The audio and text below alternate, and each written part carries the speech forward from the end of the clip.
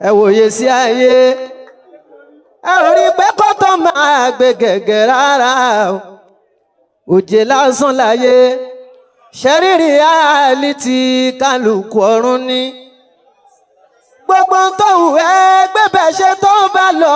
àdìtàn bóyá bó jẹ́rìí bá burú ó máa kọ́sàn ó lè pẹ́ àbí kóyá torí kò dọjọ́ ikú òdòṣù fún wa básìkò bá tó dandan ni kó ṣiṣẹ́ ṣe ń tó dáa kó lè kádùn mọ́ ẹ lọ́wọ́ ọjọ́ ńlá lọ́jọ́ mọ́kàndínlógún ònú oṣù kínní 2026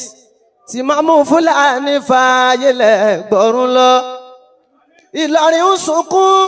gbogbo ayé lápapọ̀ kún fún ìbànújẹ́ o erin ńlá ti wo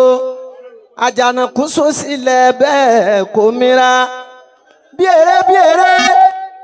ilẹ̀ gbókè mímọ́ wọlé kò sí mọ́ ilẹ̀kùn àlejò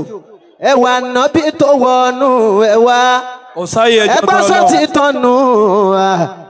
bàbá ìmáàmù ẹ dìde kútùbà yín ga kò sí aláfiwé òun yẹn yóò rí bí kò lè dàbí títí làwọn máa jẹ̀rún ẹ bájà tán wàjà lálá hikima tán wà kàmọ́lá ọlọ́lẹ́kùn ìkẹ́ni ńlá fún bàbá ìmáàmù Ìlọrin ńlá